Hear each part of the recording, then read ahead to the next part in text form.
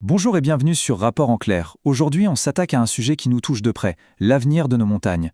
Et pour ça, on va décortiquer un document officiel qui pourrait bien tout changer. Alors voilà, le document en question, c'est le rapport d'information numéro 2253, présenté par les députés Xavier Roserain et Denis Feignet à l'Assemblée nationale. Et ce n'est pas juste un rapport de plus qui va prendre la poussière, non, c'est une véritable feuille de route, un plan pour la survie et, on l'espère, la réinvention de nos stations de montagne. Parce que, on va le voir, les défis sont colossaux. Et le rapport, il ne passe pas par quatre chemins. Dès le début, le constat est posé, noir sur blanc. Le défi est majeur parce que ce modèle économique qui a fait la fortune de nos montagnes pendant des décennies, ce modèle basé presque uniquement sur le ski, eh bien, il est à bout de souffle. Il n'est tout simplement plus viable. Ok, première partie, un modèle à bout de souffle. Mais pourquoi? Comment est-ce qu'on en est arrivé là? Ce modèle, issu des fameux plans neige des années 60, a quand même été un moteur de prospérité. Alors, qu'est-ce qui coince aujourd'hui? Les réponses? Elle est simple et brutale. Et le rapport le dit clairement. Le coupable numéro 1, c'est le changement climatique. Voilà. L'or blanc, cette neige fiable et abondante qui était la base de tout, elle disparaît. Et quand le pilier central s'effondre, c'est tout l'édifice qui menace de s'écrouler. Ça oblige à tout repenser, de A à Z. Alors, la montagne en surchauffe. C'est là que ça devient vraiment parlant, parce que le rapport ne se contente pas de généralité. Non, il rentre dans le détail, il nous montre les impacts très concrets de ce réchauffement. Et le premier point, c'est un fait assez méconnu, mais vraiment alarmant. La montagne, en fait, elle est en première ligne. Elle se réchauffe beaucoup plus vite que les plaines. C'est un peu comme un amplificateur du changement climatique. Les effets y sont plus forts et surtout plus rapides. Et là, attention, on ne parle pas de science-fiction pour 2100. Regardez ce chiffre, plus 3,4 degrés. C'est l'augmentation de température qu'on pourrait avoir en hiver à 1200 mètres si le thermomètre monte de 4 degrés au niveau national. Pour le dire simplement, ça veut dire que la neige naturelle, eh bien, elle deviendra une exception, un luxe.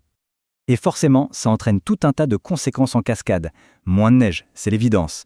Mais il y a aussi le dégel du pergélisol, ce sol gelé en permanence qui déstabilise des infrastructures genre les pylônes d'air montée. Il y a aussi les tensions qui montent autour de l'eau, devenue hyper précieuse, et bien sûr toute la biodiversité, si riche et si fragile, qui est menacée. Bref, c'est l'écosystème entier qui vacille. On passe maintenant aux limites du tout-ski. Parce que cette crise climatique, au fond, elle ne fait que mettre un énorme coup de projecteur sur des failles qui existaient déjà, des failles économiques et sociales bien profondes.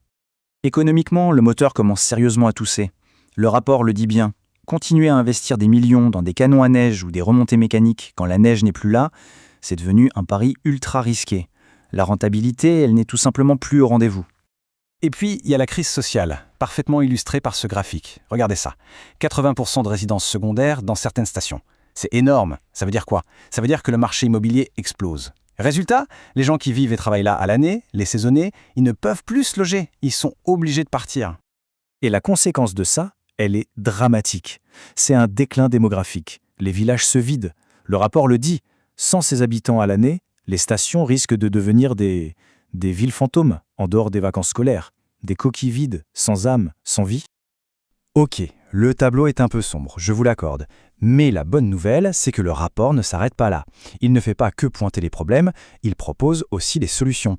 C'est la partie vers un nouveau modèle. C'est une vraie feuille de route pour se réinventer. Et le mot-clé, le concept central de cette réinvention, c'est celui-là, la diversification. L'idée, c'est de casser la dépendance totale au ski, d'arrêter de tout miser sur l'hiver pour enfin développer un modèle qui fonctionne sur 4 saisons en s'appuyant sur toutes les autres richesses de la montagne. Et des richesses, il y en a. Le rapport liste plusieurs piliers pour ce nouveau tourisme. On parle bien sûr des sports de pleine nature comme la rando, le VTT, mais aussi du bien-être avec les spas, le thermoludisme. Il y a tout le patrimoine, la culture locale, les savoir-faire et même l'agriculture et le pastoralisme qui font partie de l'identité de la montagne. En fait, tout l'enjeu, il est résumé dans cette phrase. Il faut passer d'une montagne, terrain de jeu, à une montagne, lieu de vie. La nuance est énorme. L'objectif, ce n'est plus d'avoir juste un décor de carte postale pour touristes, mais de créer des endroits authentiques où il fait bon vivre, à l'année, pour tout le monde. Bon, tout ça c'est bien beau, mais comment on fait? Concrètement, qu'est-ce que le rapport propose pour que cette transition ne reste pas un vœu pieux? C'est ce qu'on va voir maintenant avec les propositions clés. Alors, le plan d'action, il est très clair. Il tient en 4 grandes étapes. D'abord, étape 1, observer. L'idée, c'est de créer un observatoire national pour piloter cette transition avec des données fiables pour ne pas naviguer à vue. Ensuite, étape 2, soutenir. Ça veut dire continuer à financer les projets de transition des territoires, parce que ça coûte cher. Troisième point, crucial, loger. Il faut absolument réguler le marché immobilier pour que les locaux et les saisonniers puissent continuer à vivre sur place. Et enfin, étape 4, former. Accompagner les professionnels de la montagne vers de nouveaux métiers, vers la pluriactivité. Au final, ce qu'on voit, c'est que ces 4 piliers visent tous le même but, trouver un nouvel équilibre. Un avenir durable où l'économie fonctionne, où les gens peuvent vivre bien et où l'environnement exceptionnel de la montagne est préservé. Le rapport donne donc des pistes, une feuille de route très concrète. Mais il ne répond pas à tout. Il laisse une grande question ouverte, une question qui, au fond, nous est adressée à tous. Au-delà du ski, c'est quel avenir que l'on veut collectivement pour nos montagnes? Voilà, on arrive au bout de ce décryptage. J'espère que ça vous a permis de mieux comprendre les enjeux énormes qui se jouent en ce moment dans nos massifs.